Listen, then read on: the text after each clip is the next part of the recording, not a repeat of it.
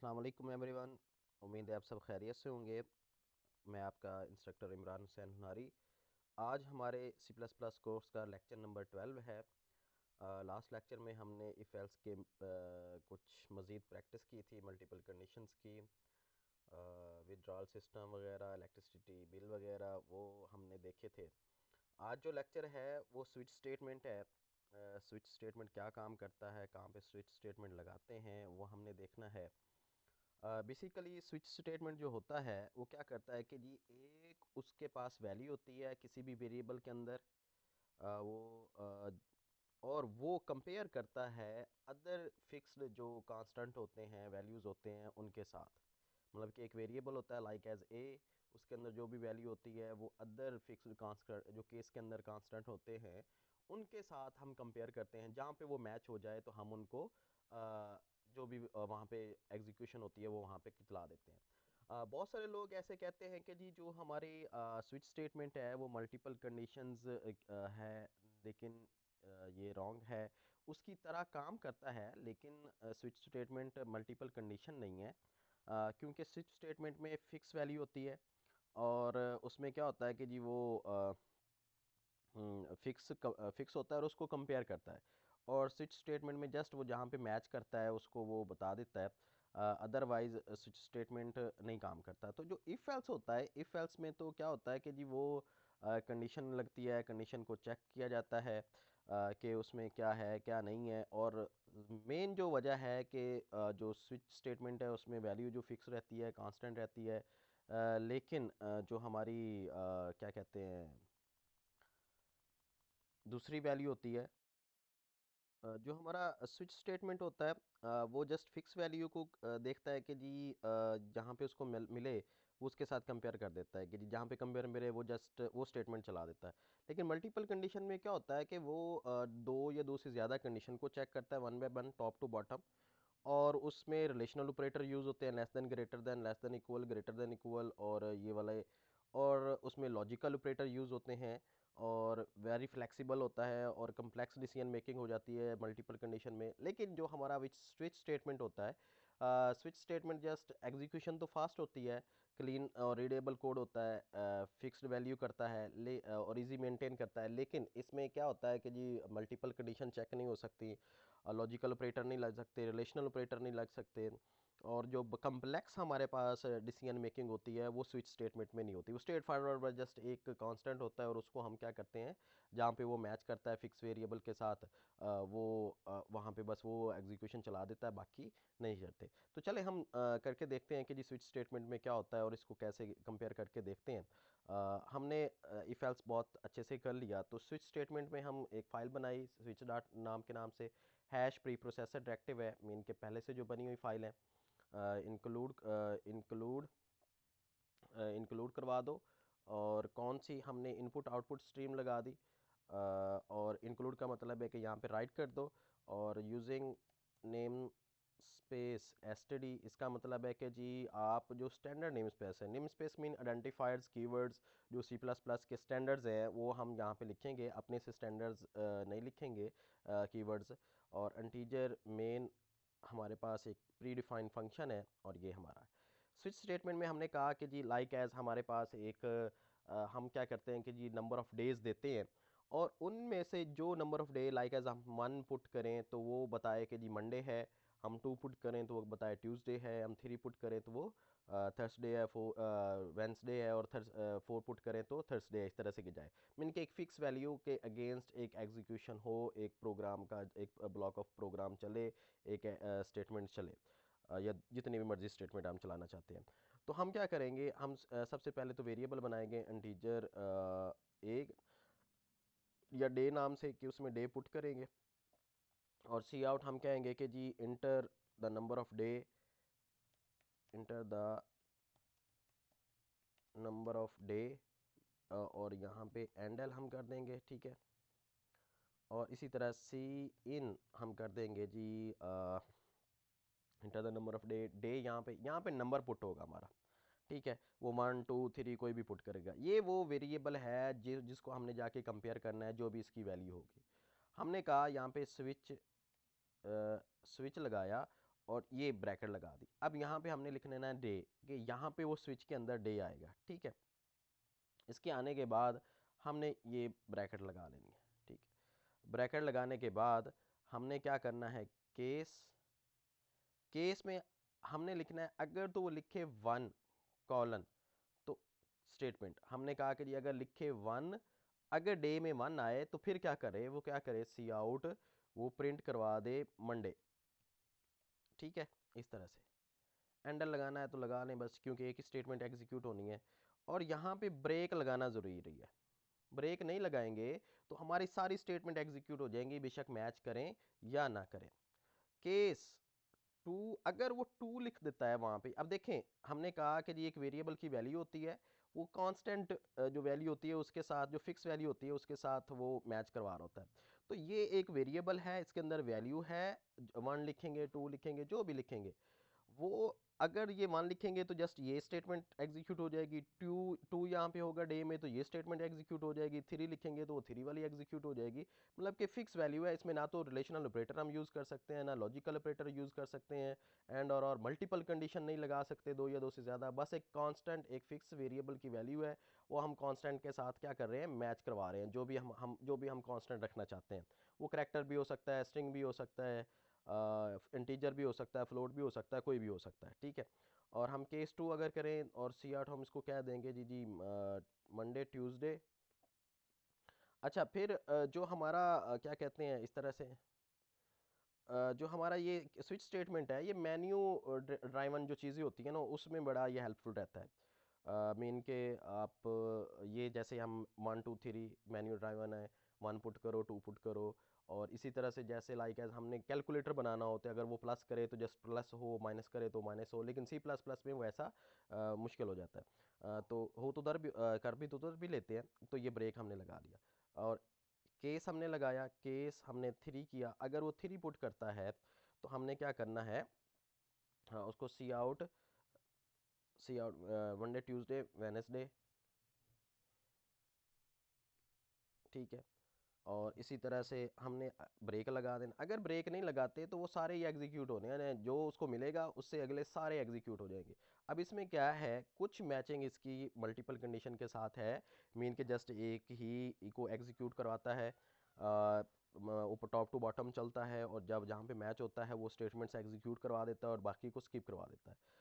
लेकिन इसमें ये है कि अगर ये ब्रेक नहीं लगाएंगे, फ़र्ज़ करें 2 पुट करते हैं और 2 में ब्रेक नहीं लगाते, तो जहाँ अगर ये जहाँ जहाँ पे ब्रेक, जब तक ब्रेक नहीं लगेगी अगले सारे एग्जीक्यूट हो जाएंगे, ठीक है।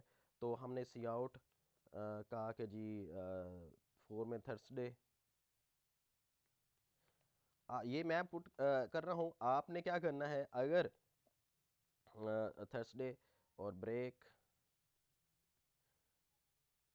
अगर इसी तरह से क्या हो, केस 5 हो, मैं आपको एक एग्जांपल दूंगा भी सही, जिसमें हमने ऑपरेटर लेना है, ए और बी की वैल्यू लेनी है, जो ऑपरेटर प्लस करे वो प्लस, अगर जो ऑपरेटर दे वो ऑपरेशन परफॉर्म हो जाए, मतलब कि कैलकुलेटर के तौर पे।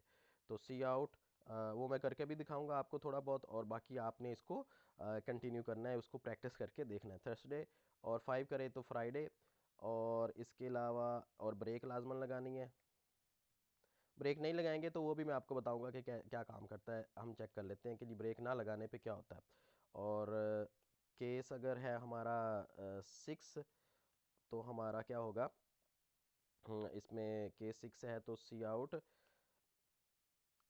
फ्राइडे सैटरडे, वो प्रिंट कर देगा, अगर 6 पुट करता है तो वो सैटरडे पुट कर देता है, लिख देता है, और ब्रेक। और इसी तरह से केस अगर है हमारा केस है, वो मतलब कि पुट कर देता है 7, तो हम लिखेंगे कि जी सी आउट संडे। अगर इनके अलावा कोई पुट करता है, इनके अलावा कोई वो देता है, तो फिर हम जैसे सी प्लस प्लस में एल्स काम करता था, वहाँ पे हम क्या कर, सॉरी मल्टीपल कंडीशन में एल्स काम करता था, तो फिर यहाँ पे हम डिफ़ॉल्ट लगा देंगे,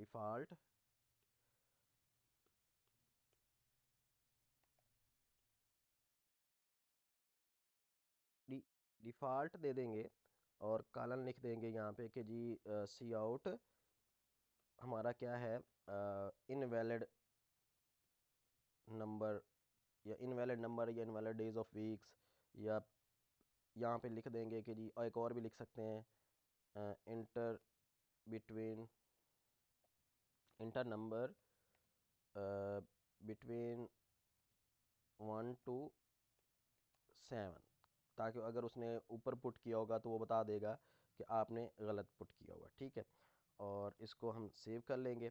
अब इसको कंपाइल करेंगे तो क्या होगा,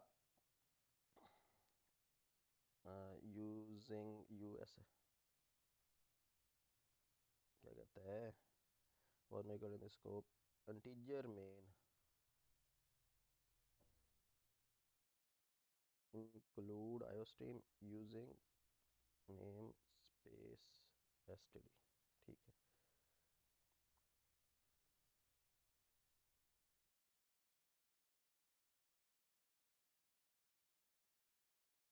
अच्छा यहाँ पे सेमी कॉलम नहीं लगाया हुआ, सम टाइम मिसिंग हो जाती है। और इसके अलावा हमने कंपाइल किया, रन हो गया। अब हमने इंटर रन किया इसको। अब क्या होगा, अगर फ़र्ज़ करें हम 1 पुट करते हैं तो इंटर वो मंडे पुट करेगा, होगा क्या, हमने कहा कि जी वो एक फ़िक्स वैल्यू को कंपेयर करता है। यहाँ पे आया, हमने एक इंटीजर वेरिएबल डिक्लेयर किया, उसके अंदर हमने वेरिएबल वैल्यू ली, वो वैल्यू 1 2 3 कोई भी हो सकती है। अगर हम 1 पुट करेंगे तो वो इसको प्रिंट करवा देगा जो भी हमने लिखा हुआ है, 2 पुट करेंगे तो वो इसको प्रिंट करवा देगा। अब लाइक एज मैं इसको 1 ब्रेक नहीं लगाता और सेव करता हूँ और उसके बाद कंपाइल करता हूँ। कंपाइल करने के बाद मैंने इसको रन किया, तो अब क्या होगा, मैं अगर 1 पुट करूँगा तो 1 और 2 दोनों हो जाएंगे। क्यों?